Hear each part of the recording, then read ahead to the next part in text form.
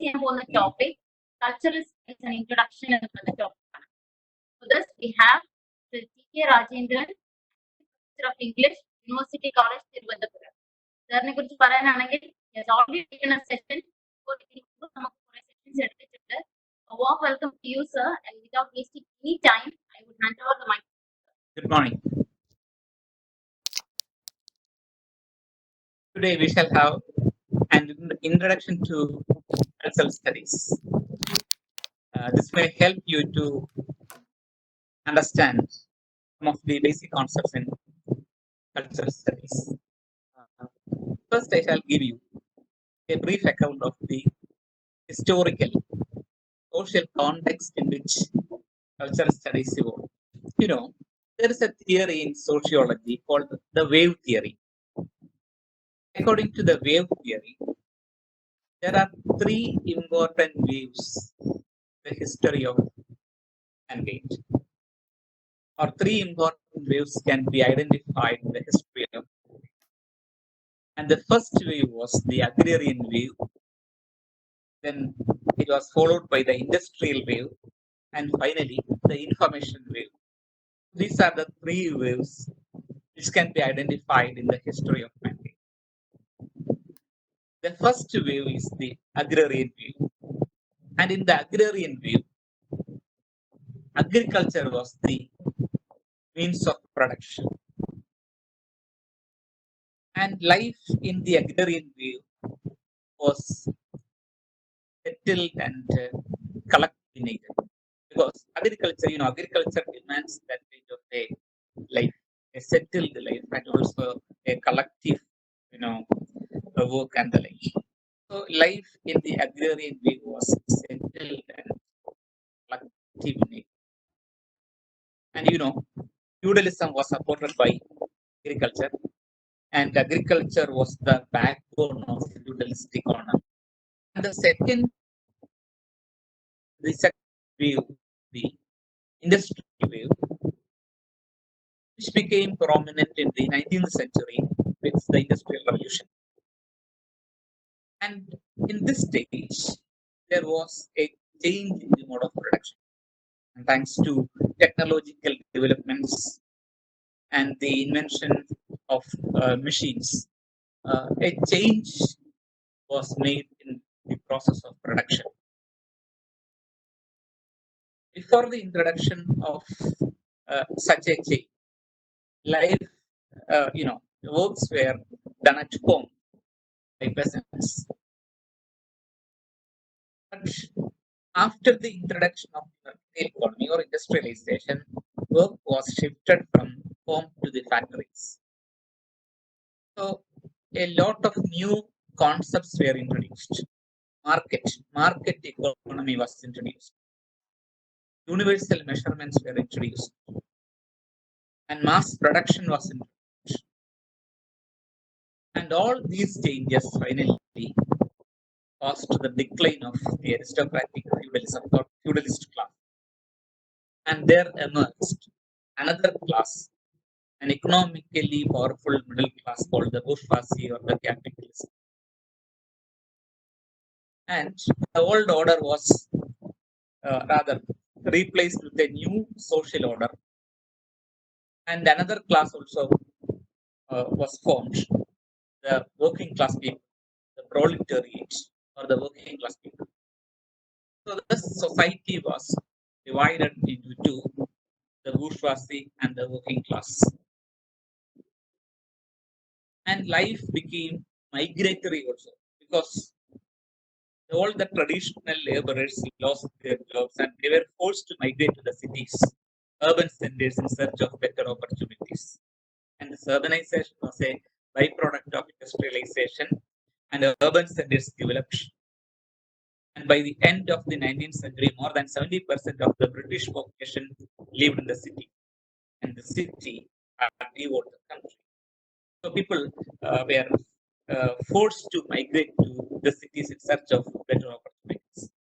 And there is a scene, an accident scene in the novel Death of the D'Urbervilles by Thomas Hardy, in which the horse-drawn cart in which Death was traveling collided with a mail wagon, and the large pointed shaft of mail wagon pierced the breast of the old.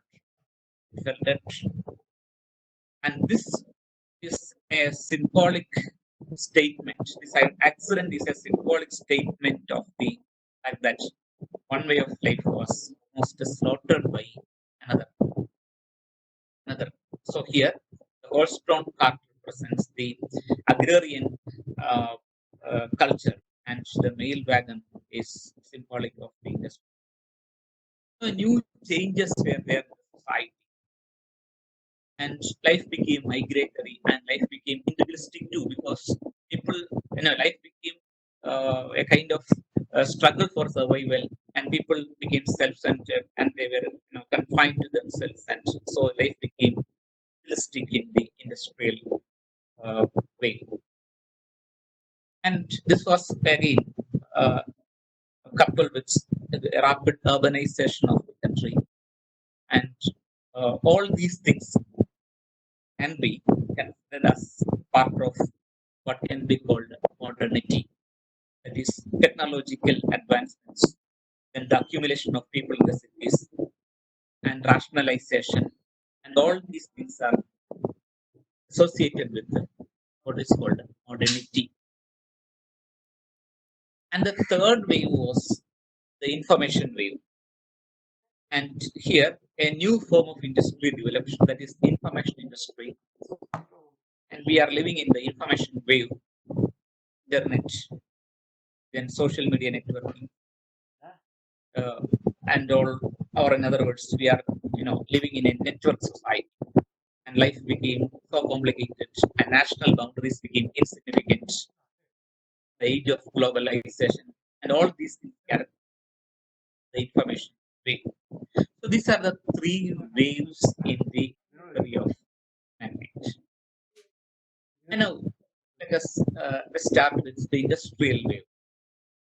I told you the industrial society is always associated with modernity, and urbanization was there, and there was the division of the society into two groups, that is the bourgeoisie and the proletariat. Or in short, industrialization was not merely a change in the mode of production. It was a multi-dimensional event that completely reconfigured the social structure of Europe. So it was such a very important event. And another uh, feature of this modernity was technology began to affect daily life. A lot of technological inventions became part of daily life in the beginning of the 20th century. Radio was invented, motor cars were introduced, uh, later telephone, and all these things became part of daily life. So thus, we can see that daily life became affected by technological progress. And another serious problem faced by England in the beginning of the 20th century was unemployment. You know, after industrialization, all the traditional forms of works were flattened, and they were forced to migrate to the cities, and mass production was introduced. And so several people lost their, and there was unemployment in the country. And at that time, England was saved by an American businessman called Henry Ford. And what he did was he introduced a new technique in production, and it is called assembly line production. What is assembly line? So, in the assembly line production, conveyor belts, conveyor belts were installed in the factories. Huge conveyor belts were installed in the factories, and the products were arranged on the conveyor belt. So here in the automobile industry, cars were arranged in the conveyor belt, like children standing in a school assembly. So that is why it is called an assembly line production. So cards were in the Ford, in the case of Ford, the automobile industry, cars were arranged in the conveyor belt like school children standing in the class. And this mode of production is uh, assembly line production. So what is special about this is that the conveyor belt moves at a particular speed, and the workers are there, are placed by the side of the conveyor belt, and the conveyor belt is moving at a slow speed, and the laborers are expected to finish the work by the time the belt leaves their place. So this production becomes time bound, and all the important works that required expertise and skill were done by machines. And so the cultural effect of this kind of production is that skill was replaced by technology. Skill was replaced by technology. And that is why uh, that term Fordism came into uh, uh, the Fordism became popular, and it was introduced by the Italian Marxist critic Antonio Gramsci. Fordism, and Fordism means this assembly line production, or in Fordism, skill was replaced by technology. And you may wonder how this helped in solving the question of unemployment.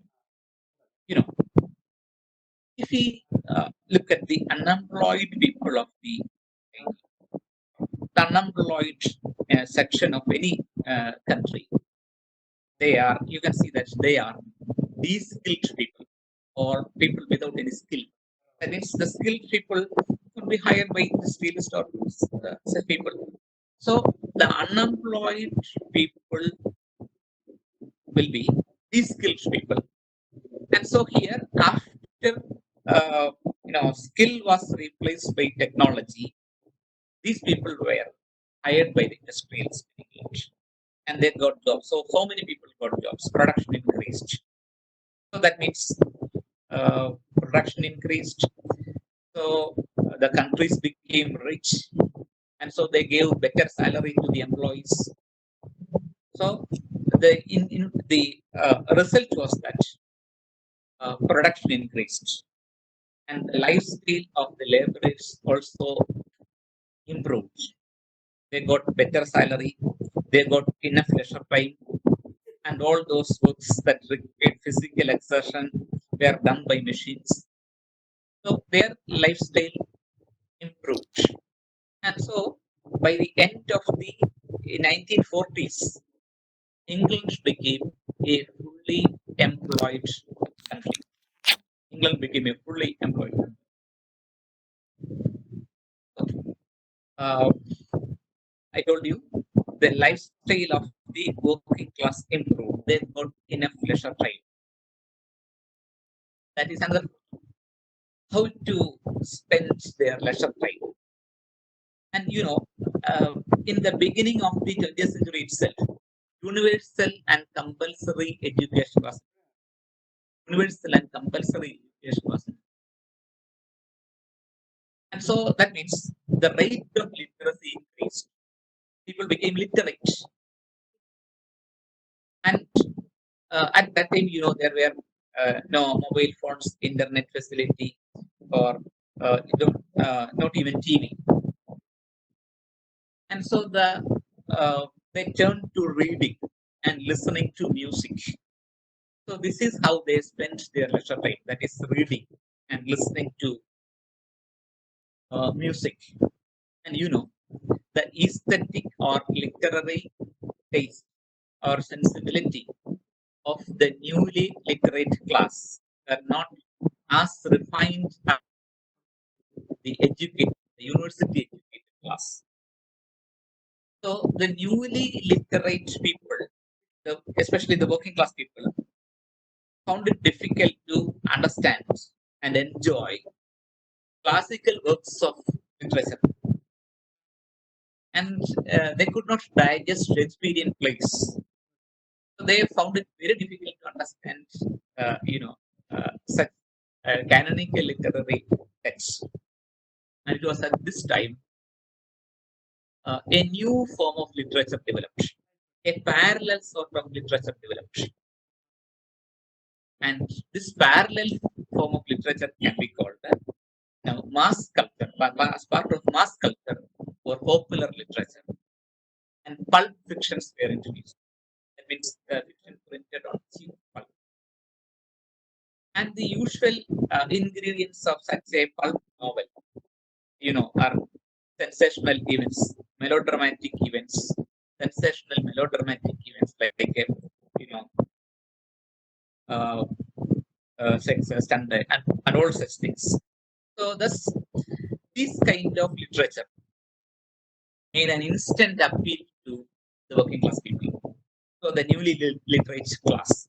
So thus, popular literature or mass culture developed uh, uh, in the first half of the 20th century, and people were attracted to such forms of literature.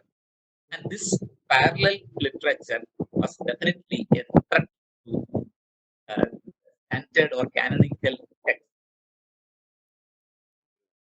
And then, uh, in this context, another concept is relevant. That is what is called. And so, I shall show you a picture, a video uh, in which you can see assembly line production.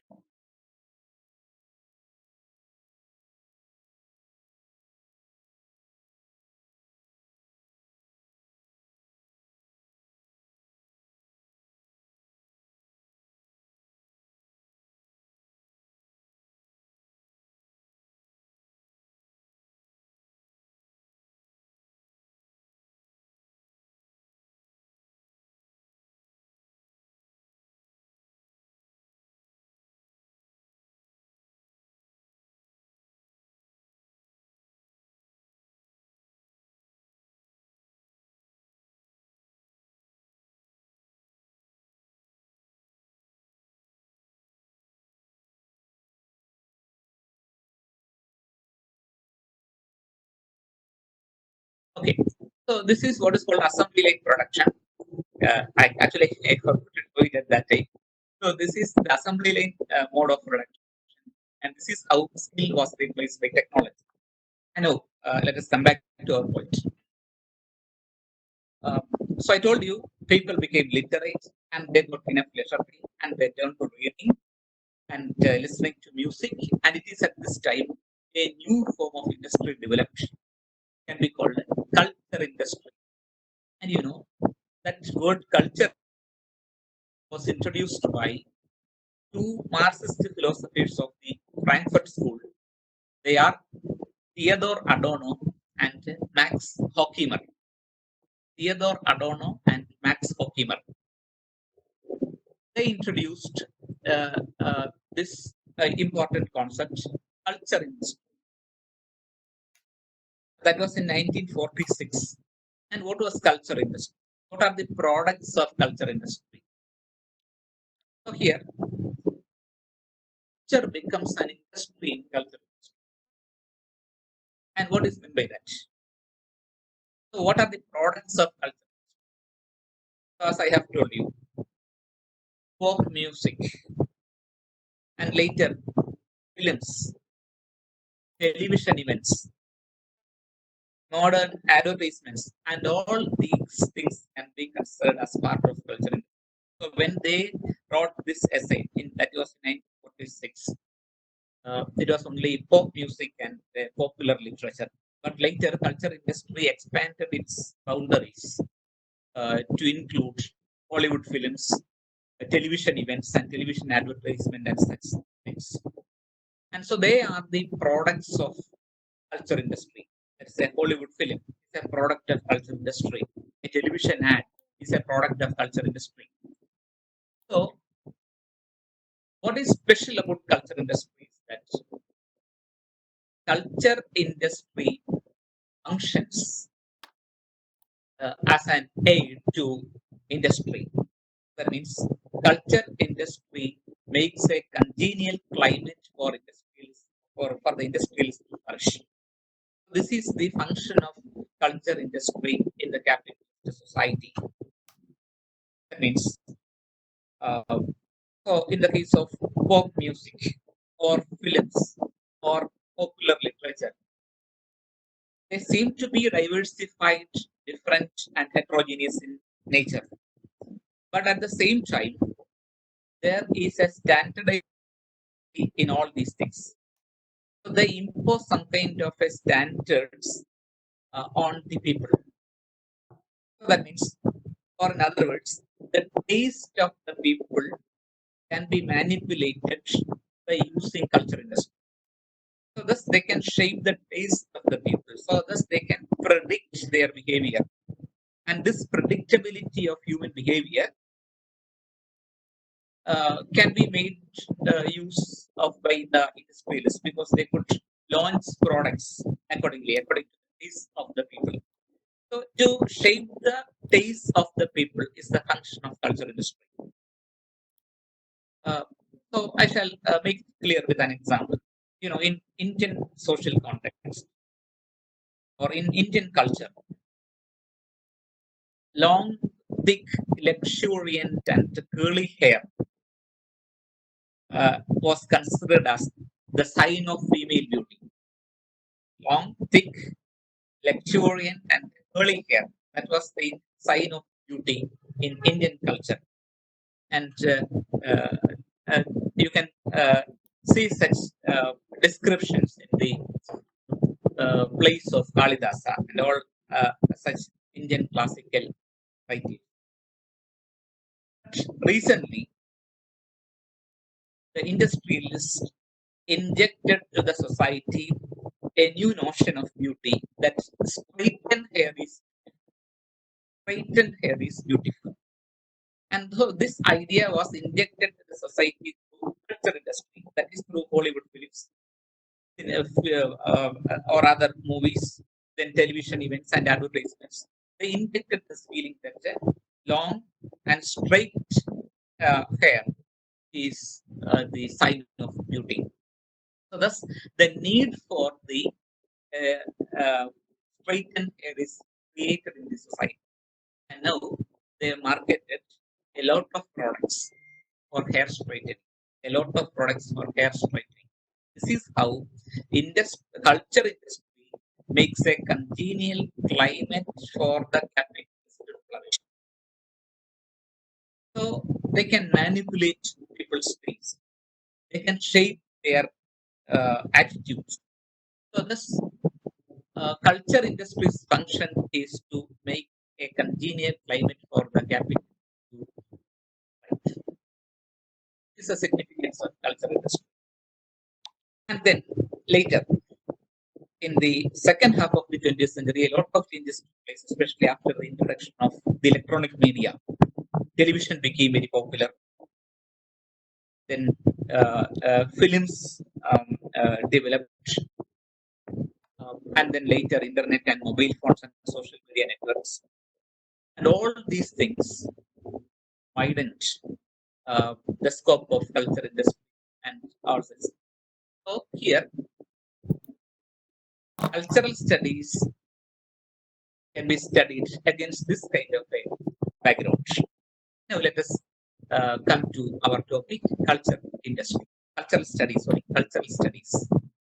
And now we shall discuss the body of knowledge which can be called cultural studies.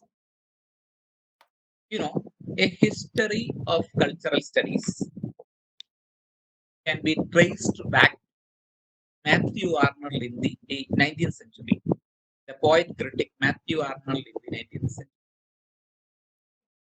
In 1866 to 67, that is from 1866 to 67, Arnold realized a work called Culture Industry, Culture and Anarchy. And this was later published in book form in 1870. 1869. So the title of the book is Culture and Anarchy. What is uh, the significance of this in cultural studies? You know, Culture and Anarchy was Arnold's response to an important political event of the time. That was the Hyde Park riots. The Hyde Park riots that took place in 1866. What is Hyde Park riot? A large crowd assembled at Hyde Park in London to protest against the Reform Bill, and the government declared it as an unlawful assembly. But the people defied the order, and police action followed, and this was called the Hyde Park riot that took place in 1866. And Culture and Anarchy was Arnold's response to Hyde Park riot. And according to Arnold, what's wrong with the British society was a clash of interest among three different groups of people in the British society. Three groups of people in the British society. Or in other words, the whole British society could be divided into three groups: the barbarians, the Philistines, and the populace. Barbarians here refers to the aristocratic people, the feudalist aristocratic people. The Philistines refer to the middle class people, and the populace refer to the unemployed, economically weak sections of the society. So there are these three groups of people in the British society: the barbarians, the Philistines, and the populace. And according to Arnold, there was a clash of interest among them. So what was that clash? The barbarians or the aristocrats are the producers in the society. They were landowners, rich landowners. They were the producers of the society. In the pre-mercantile, pre-industrial. They were the producers of society.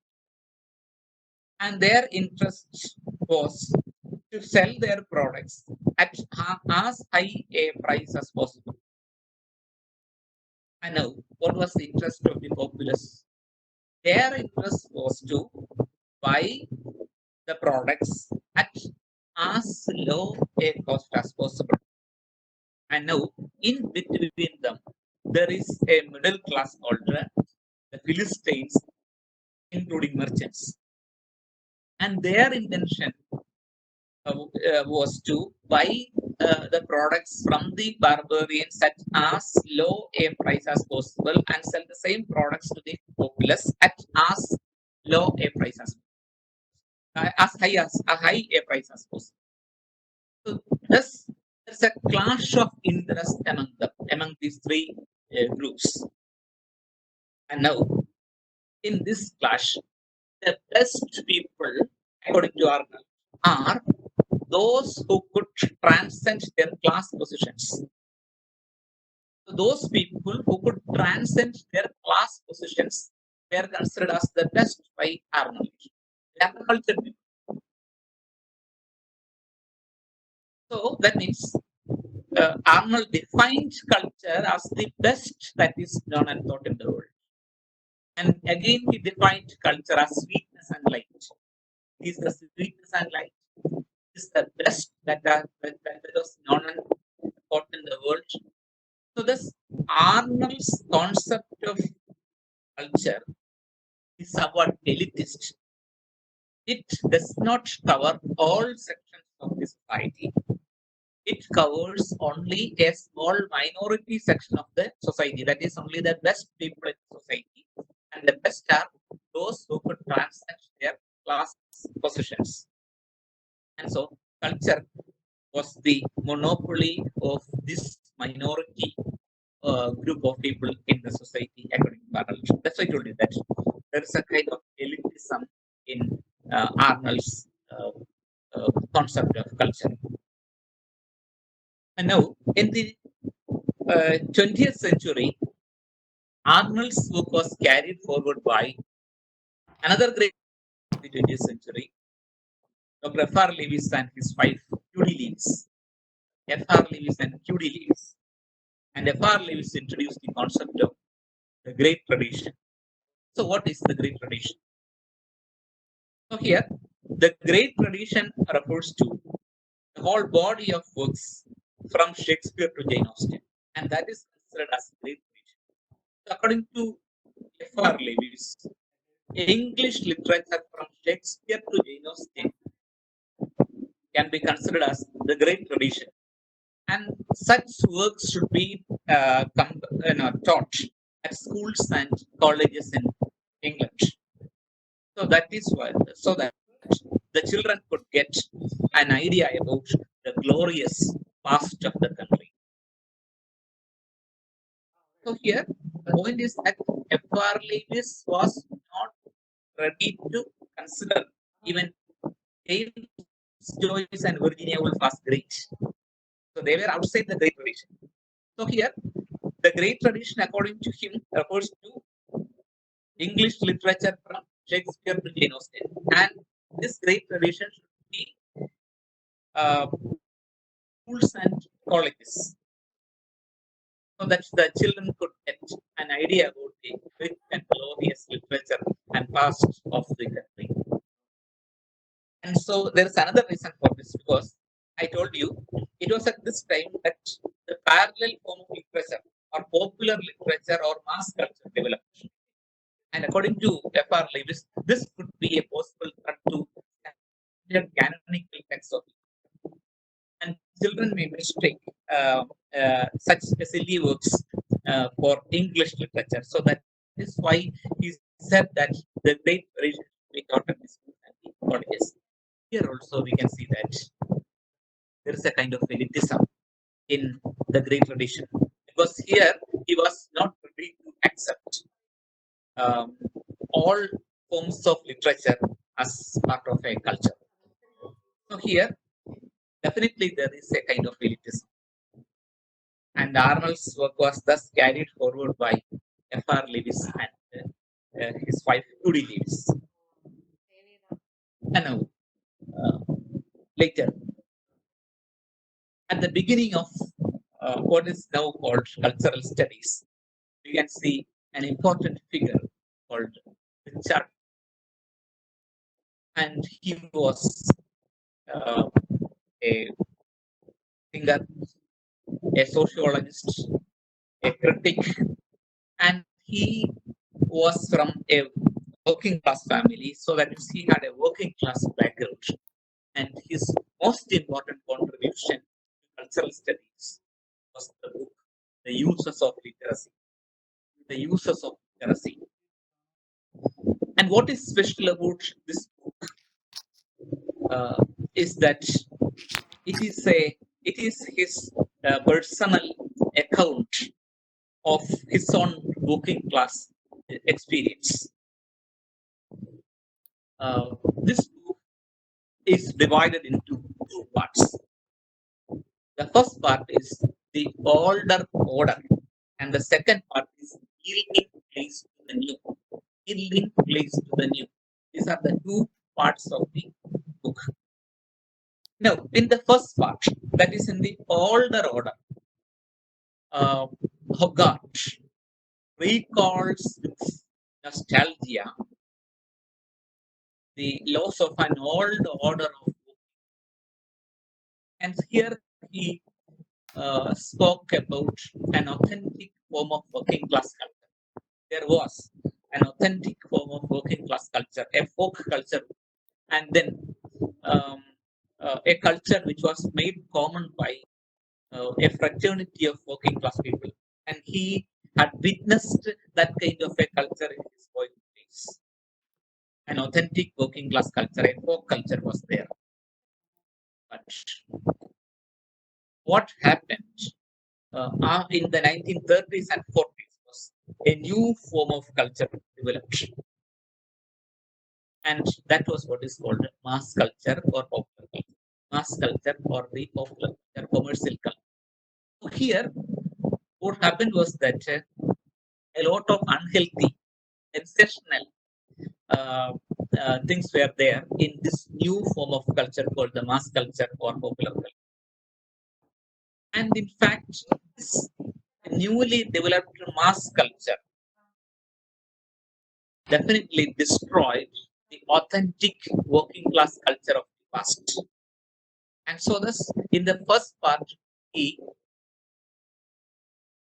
recalls with nostalgia his own uh, experiences in the working class background and the loss of the working class culture in the advent of a new commercial culture or mass culture.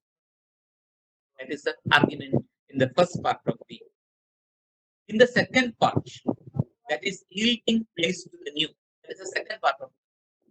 Here, he criticized, he really attacked mass culture and he criticized the spicy magazines and melodramatic stories and popular journalism and all such. And so he's, uh, believed that they exerted so many unhealthy influence on the working class people. So this book was very important in culture studies.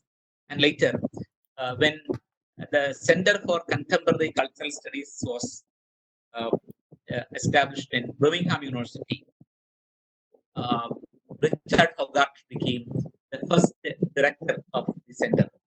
So this is the Center for Contemporary Cultural Studies. So CCCS at Birmingham University, and officially announced the birth of cultural studies. That is a Center for Contemporary Cultural Studies at Birmingham University. And Hogarth was the first director of for Contemporary Cultural Studies. And another major figure was E.P. Thompson. Another major figure in cultural studies was E.P. Thompson. And E.P. Thompson's most important contribution was the making of the English working class. And here also, E.P. Thompson was also from working class background. Here also we can see uh, uh, his concepts about the making of the English working class, how the English working class evolved. And his argument in the book is that culture should be made at below, and it should not be something dictated to the working class people by people from afar. It should be made, culture should be made by the people themselves. So thus he too speaks again about an authentic working class culture in this, that is the making of the English working. But things changed with the arrival of another great figure in cultural studies, that is Raymond Williams. And if we look at the theoretical postulations of all those writers, I mean, from Arnold to even Hogarth or Hogarth, we can see that their notion of culture inclusive. And here, but Raymond Williams takes an altogether different stand, and he said that culture is ordinary. Culture is ordinary. This is Raymond Williams' concept of culture. He use culture in two senses. The first is that it means a whole way of life. Culture is a whole way of life. It is not confined to a minority section of life. It is a whole way of life. And all these forms of culture uh, are definitely are to be acknowledged.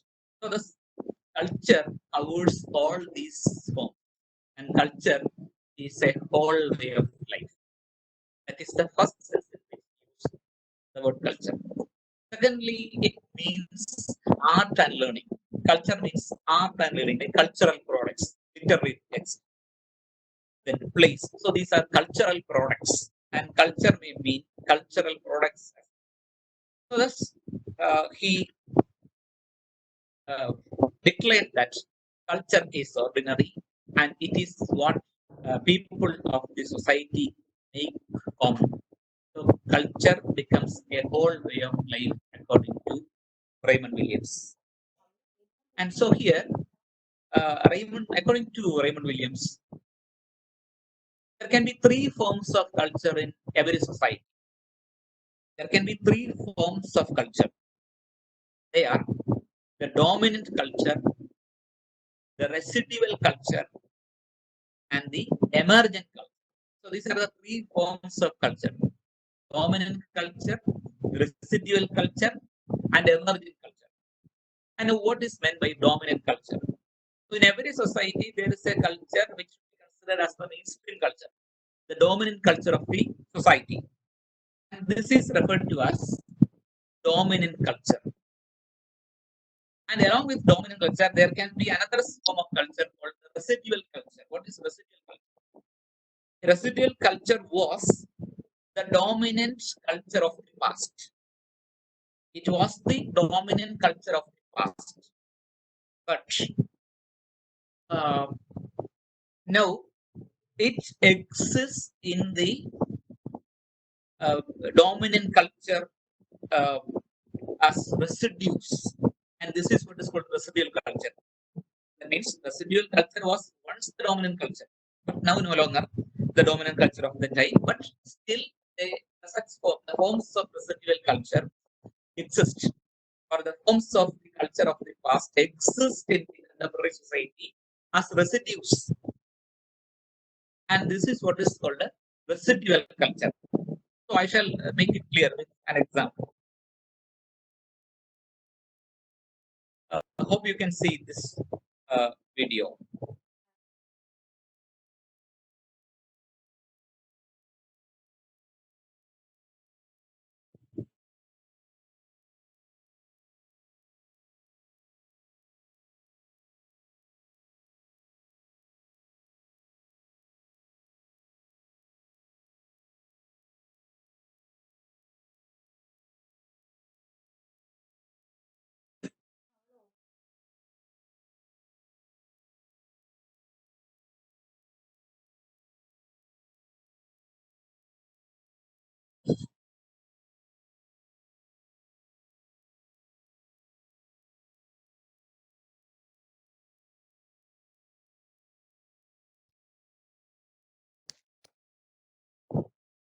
So this is the ceremonial art procession of Sri Padmanabha Swami Temple.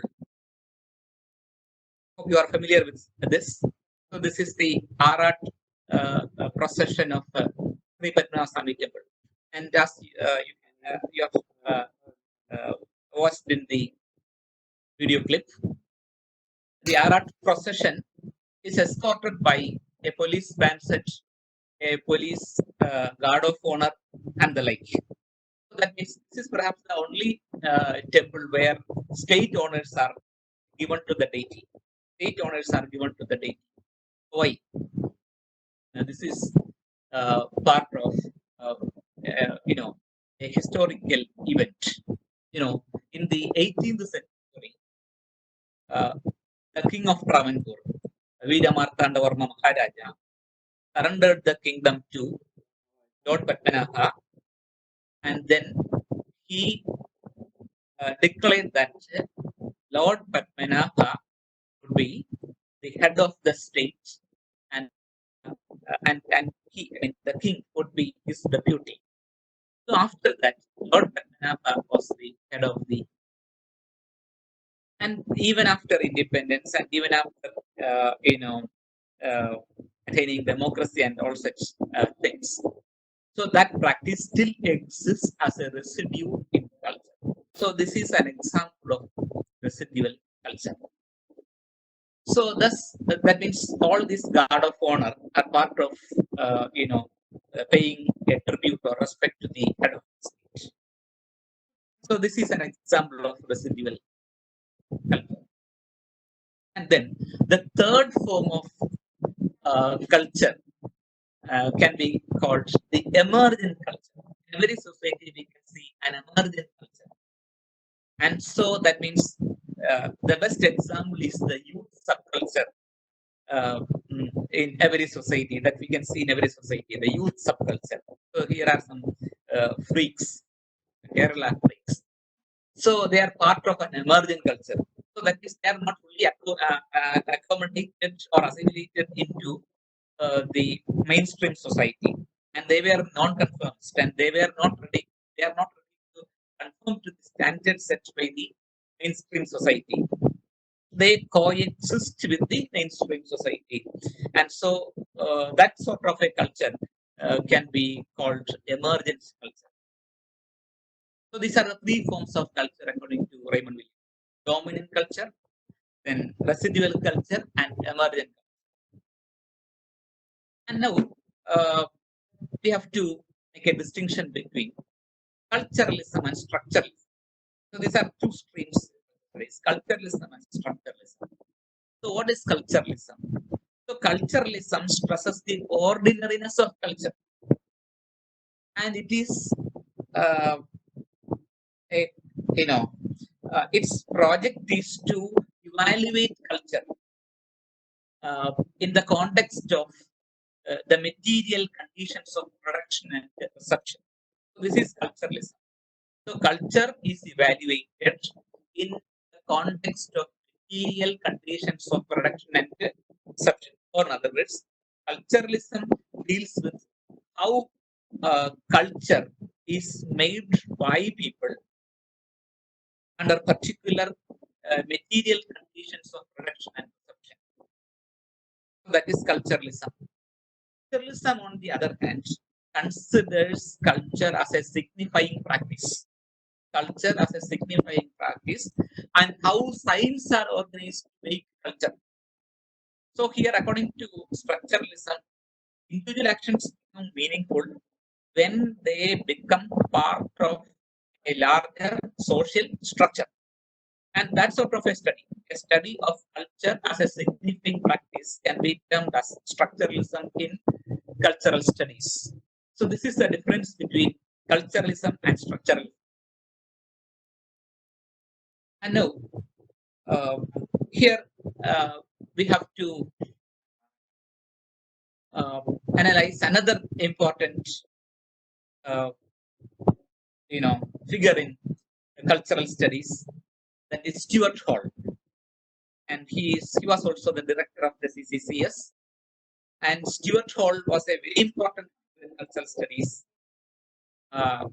In fact, he was responsible for uh, you know shaping cultural studies in its present. So here, his most important contributions include encoding and decoding, the essay Encoding and Decoding. So what is meant by encoding? Encoding refers to a process by which things are organized into codes. A process by which signs are organized into codes. So here, Stuart Hall wrote this essay, Encoding and Decoding, to analyze televisual messages. Televisual messages. So encoding is the process by which signs are organized into codes. How meaning is generated by, or how meaning is created by the producers of the message. And for example, in every television ad, there is a process of encoding. That means the creator of the ad, uh, you know, uh, loads this with the message with something of a meaning, and that process is called encoding.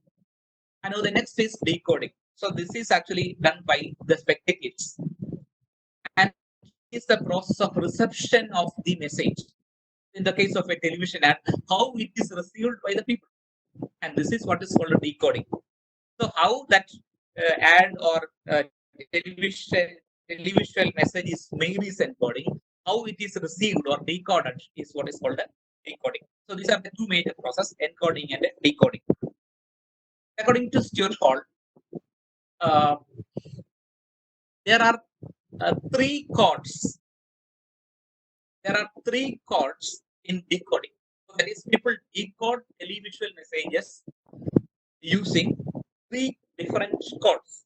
The first chord is the dominant hegemonic chord, so which is related to the mainstream attitudes, the mainstream ideology of the people. Or in other words, the dominant hegemonic chord helps the receiver of the message to decode the message as intended by the creator of the message. So here the message is accepted as intended by the creator of the message. So this is the dominant hegemonic chord. So here the reader or the spectator adopts the strategies of the mainstream ideology. The second chord. Here the spectator negotiates with the text for a possible meaning. He's rather confused. So he negotiates with the text for a possible meaning.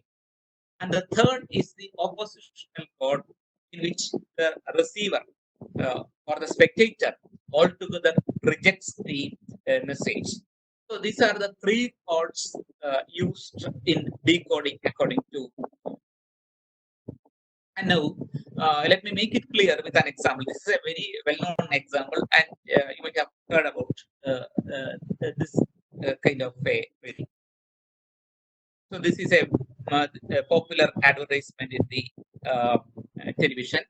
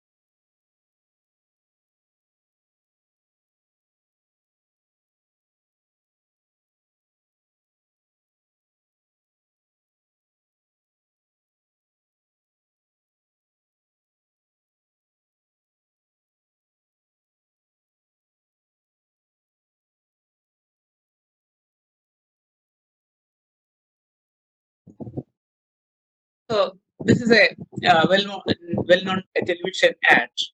So here, if we approach this ad with the first chord, that is the dominant hegemonic chord, we can say that what she did, what the girl did in the advertisement was absolutely right, because the daughters should obey their fathers. So that it is the duty of the daughter to obey her father.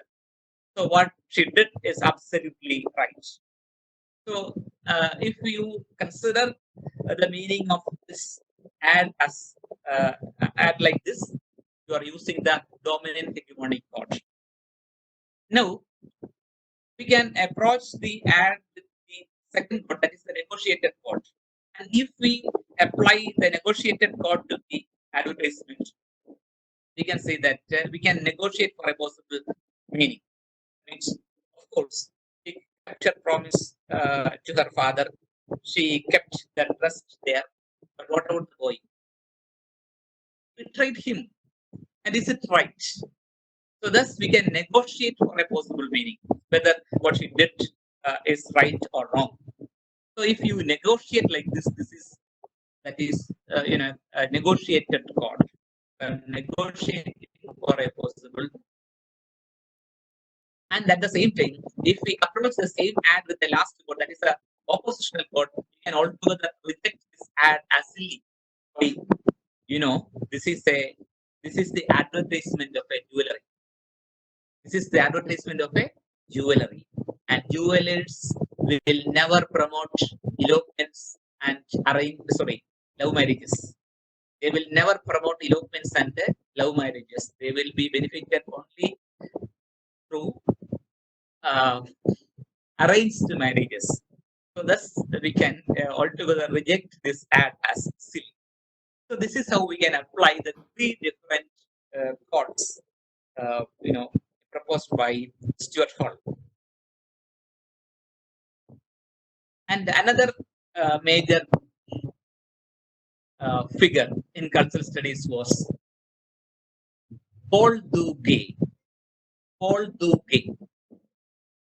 And his most important contribution was the circuit of culture. The circuit of culture. And here, through the circuit of culture, he describes how a commercial product becomes meaningful. How a commercial product assumes a cultural significance or cultural meanings in the society. And according to him, there are 5 important, uh, you know, uh, things here. That is representation, identity, production, consumption, and regulation. They constitute a circuit.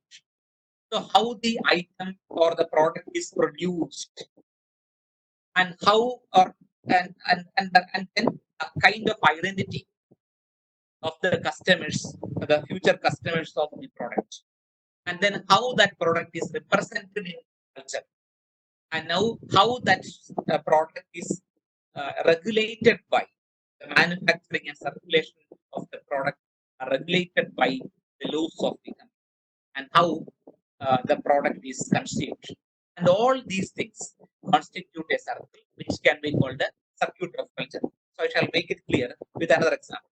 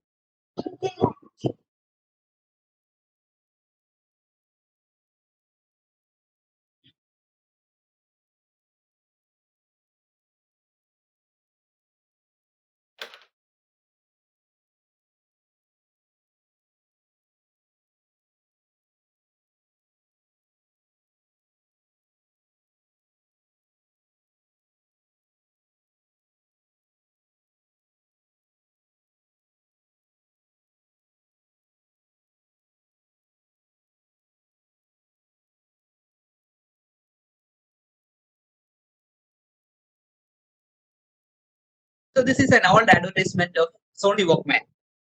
So here, Sony was a very world famous company, and they invented this device called the Sony Walkman. Walkman, and it was definitely a technological achievement of the company. So that uh, refers to that the production of the device, a production by one of the uh, famous companies of the world, electronic companies of the world, Sony. And now see how that device is represented in culture, how that product is represented in culture. So here, before the invention of the Walkman, uh, if you wanted to listen to music, you should sit at a particular place. So that means you should sit in front of the radio, or in front of the television, or in front of the uh, stereo, or you should be physically present at a concert. And only you could listen to music before the invention of the Walkman. So that means your mobility was restricted before the invention of Walkman. But what Walkman offered is that freedom from that kind of a situation. So that is why it is termed as Walkman. Walkman. So that means the emphasis is on Walkman. So that means you can listen to music while walking, while running, jumping, or traveling. So that sort of a mobility is offered to you by Walkman. So this is how that product is represented in culture. So look at the first ad, a very fashionable girl, Western girl, is dancing with the drastic movements of her body, and so she is enjoying music. and then an old man is also there, and he is also trying to mimic her, which is restricted. So that means the uh, so in the second ad also, an old woman is also trying to imitate the dancing girls. So in all, in both of these two advertisements, the emphasis is on mobility. And if you want to be young and vibrant, you should use Walkman. So this is how Walkman is represented in culture. And so now it is clear, the identity of the people. What sort of the identity of the people are, what sort of identity is actually anticipated by Walkman with regard to customers. So the identity of the customers also here. And now the regulation, the rules of the countries in which this should be marketed and such things. So all these form a circuit, and this can be called the circuit of culture. And now I think we have exceeded the time limit. I know this culture studies is a very vast area, and with our limited time, we could describe only, we could discuss only some important concepts. I hope you got my. Thank you. Thank you, sir. We have these questions asked by the participants. Okay. Okay. So the first question is raised by John Sinoj. He has asked a question. Is there any connection between popular culture and industrialization? Yeah, sure. Definitely. So anyway, popular culture was formerly called mass culture. And there are several theories of popular culture. There are several theories of popular culture. So one is that canonical, it is, what remains after canonical literature. Popular culture is what remains after canonical literature or standard, or so-called standard literature. But here the point is that who can determine the boundary between popular high culture and low culture, or canonical culture and popular culture? That is another problem in it. But at the same time, Raymond Williams and all such theorists or all such thinkers support popular culture because it is popular and it is well liked by people. Popular culture is well liked by people. And one aspect of popular culture is that popular culture is a culture circulated by the industrial class, and that is something related to in the culture industry. And they produce popular culture because with popular culture they can manipulate the taste of the people. They can make a congenial climate for launching their products. So this is the relationship between popular culture and industrialism. Because industry, it is the industry that designs culture. The culture well liked by people, popular culture. But there is another view also. Though it is a kind of culture circulated by the industrial class, people can make their own meanings from such popular forms of culture. So this is how popular culture can be considered as a kind of resistance. Okay. The second question is raised by Anu Jacob. He asked a question. Is there any difference between the terms mass culture and popular culture? Yes, that means at first it was called mass culture, but at the same time there is something derogatory about the term mass culture. So it was used in a derogatory sense at that time. But later, after Raymond Williams and all such cultural theorists, a new term was adopted, that is popular culture, because it is liked by the majority of the people. That is why mass culture was later renamed as popular culture. Yes, sir. Participant is asking whether this Republican parade and this graduation service are examples of physical culture. We cannot, because Republic Day parade and all such things are part of a democratic setup, and so that is part of the modern state. and it cannot be considered as something that existed in the past and retained in the present as residues. They are here as part of a democratic republican form of government. The next question is raised by Vimal John. Yeah. He has asked, is culturalism always materialistic in philosophy? Yeah, sure. It is based on cultural. It is based on cultural materialism itself. So that means the material conditions of the people. So they determine their culture. So that is the argument in cultural studies. Sorry, culturalism.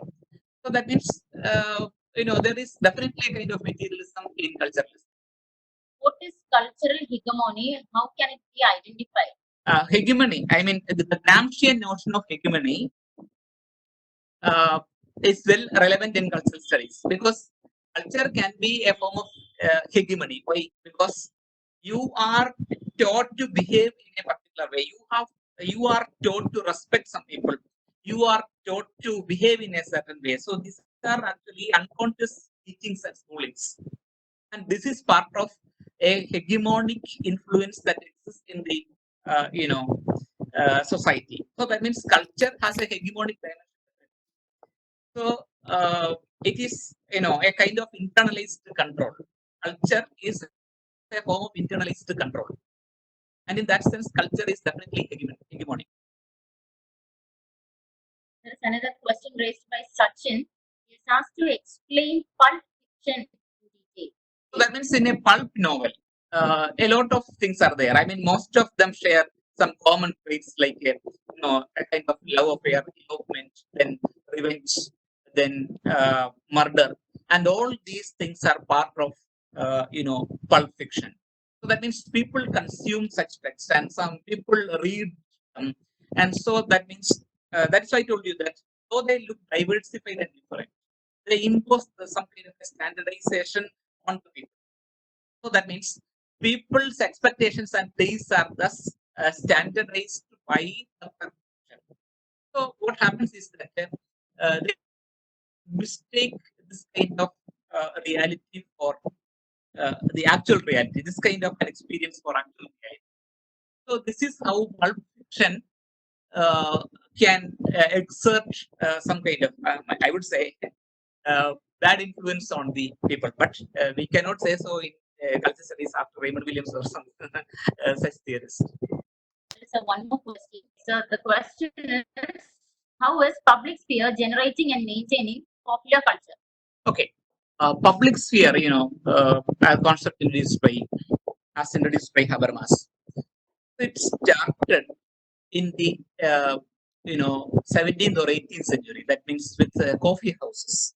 And coffee houses were the first public sphere, public spaces, public sphere. And so there people gathered and discussed contemporary political events and social events and the like. So this was the first form of public sphere. But later, in the 20th century, a change took place in the public sphere.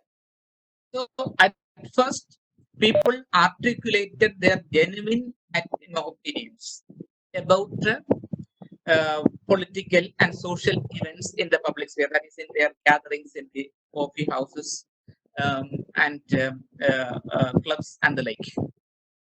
In the modern age, especially after the development of the electronic media and popular culture, their comments and their attitudes to such events were manipulated by the dominant class of the time. That means the popular, the industrial class or those with power. They can now manipulate these opinions of the people. So this is a change that had taken place in the case of public sphere. At first, public sphere articulated the genuine responses of people, but later, those responses began to be structured by the industrial or the powerful class of the society. This was actually the impact of popular culture and popular media. That's another question. What is cultural consumption and stereotyping? As I told you in culture industry, stereotypes are produced by culture, I mean popular culture or advertisements and culture industry, what is called the culture industry. And such stereotypes definitely, shape the consumption practices of the people. And so, uh, culture industry thus manipulates the tastes of the people, and thus industry gets benefited out of this. The next question is how cultural studies expose power relationships and how it influence and shape cultural practices. Yes, definitely. There is a power relationship in culture, and so here we can see the Foucault's concept of power, and so here uh, Foucauldian notion of power does not consider power as something circulated from the apex. So it is not something circulated from the top. So power can be spotted in all relationships according to Foucault. So it's a kind of parallel relationship, and it can be seen and felt everywhere in the interactions. So it is located in the relationships between individuals, and this is how Foucault theorized power. The same is true in culture also.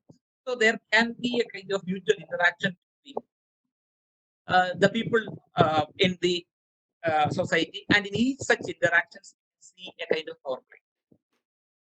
And so, how people are manipulated in certain cultures is also part of a power play. And as we have already said, the hegemony exercised by culture is also part of that kind of a power play. There is another question.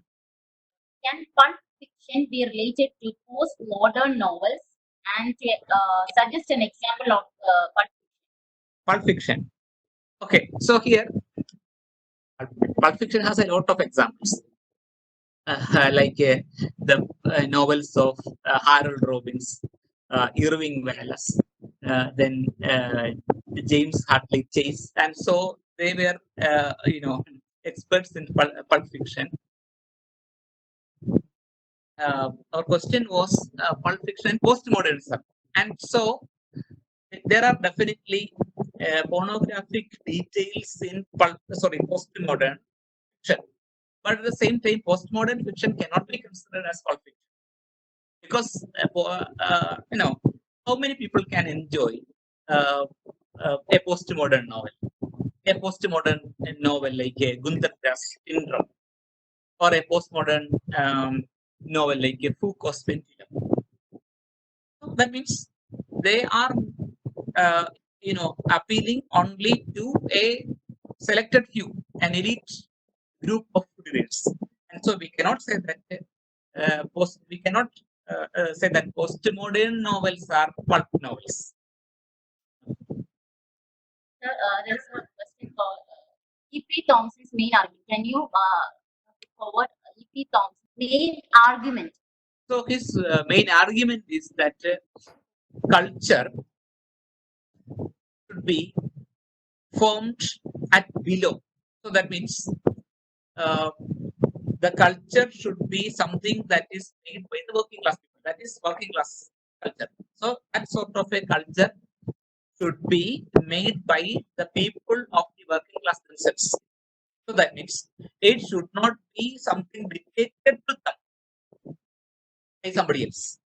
It should be something that they make common. So that is his argument. And so here he says that class matters when a group of people of the same interest, of the same attitudes, gathered together. And so it is at that time class matters. So this is what he said in the making of the English working class. What is cultural hybridization? So that means we are living in the age of cultural hybridization, because we cannot claim ours as a particular authentic culture, because our what consisting of taken from different quarters because we are living in the globalized world where national and cultural boundaries became insignificant, and so our culture is not a monolithic single culture but a hybrid culture taking elements from different sorts of culture from the world. End of our session. And end the session. Thank you very much, sir, and thank every participants for making this session very interactive. Thank you, Thank sir. you. Thank you. Thank you.